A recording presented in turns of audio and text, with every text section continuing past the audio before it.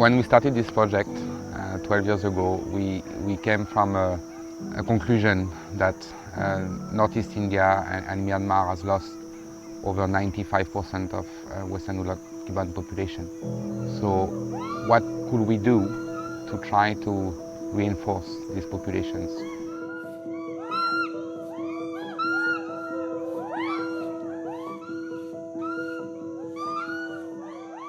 We found out that creating a rescue center on the field with the local people could be a very good solution to try to help the Western Hoolock Gibbon population in India to get healthier. And we opened the center in 2009. So actually what we do here is that we rescue gibbons that are from the illegal trade. Gibbons that are illegally kept by people, most of the time in poor conditions. We had done intensive study as well as patrolling in Rehabilitation district over the last 1.5 years. So far, since 2017, we had till 2018 we had rescued 5 gibbons. They are in grave threat, not just from poaching but also illegal trade. We get information on state-to-state selling of gibbons, either as traditional medicines, mainly traditional beliefs, and where they can cure cancer or anything. But usually that's just a myth.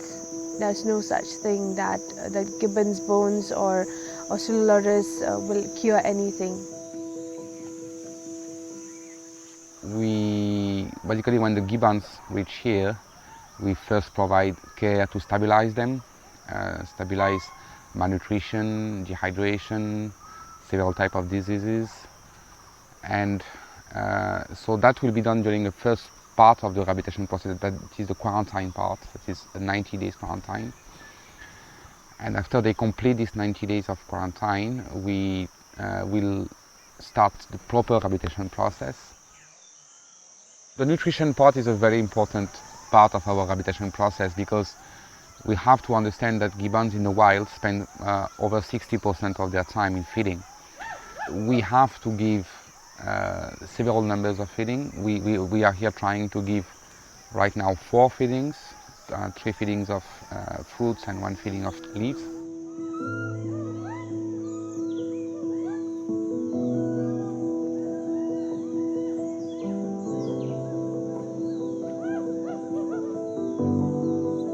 The ones that are a little bit elder, we will try to make group in first hand. Then when they are completely adults, we will try to make couple, a pair, because gibbons are actually monogamous. They have only one partner of the opposite sex. Actually, the program is not only a rescue center, it is a global conservation program for the species. So we are trying to have the best impact we can. And it is obvious that you can't try to preserve a species, or you can't try to do conservation work without deeply including the local people in your program.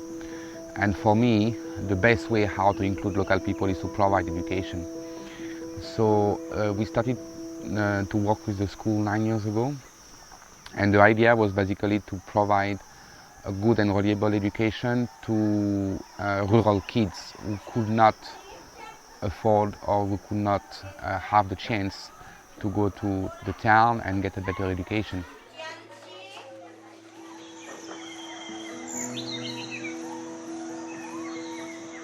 We are right now trying, we have found a wild female in an isolated patch of forest in Ramolkangre village.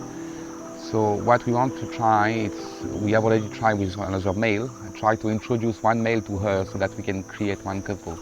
This is one way how we can return them to the wild.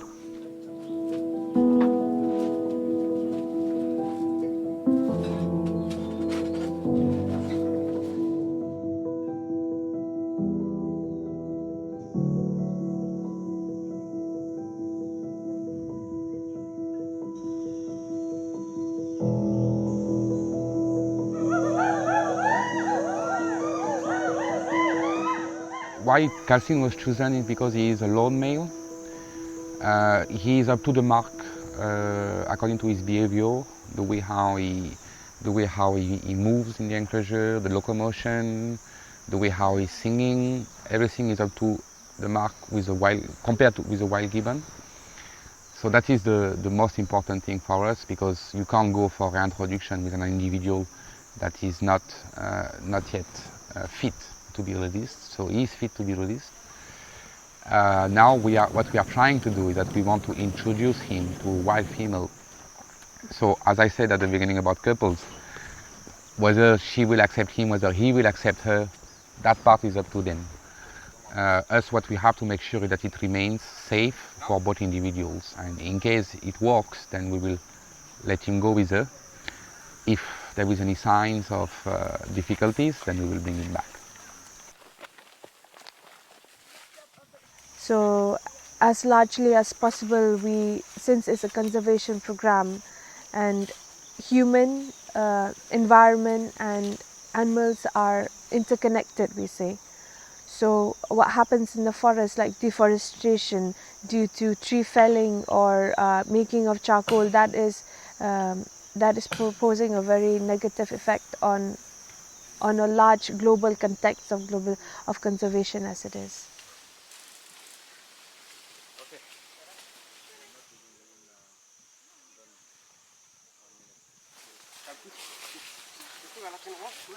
We are really trying our level best.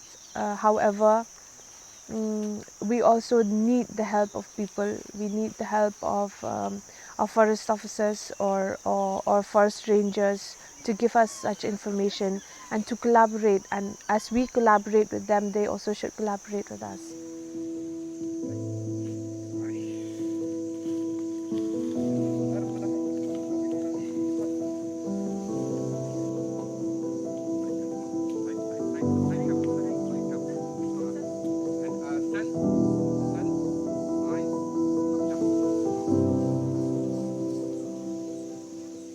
Another way will be to find empty space for a family, as for the two families we have here, and release them somewhere there is no other gibbons, because gibbons are territorial, so we can't add more gibbons where wild gibbons are already staying.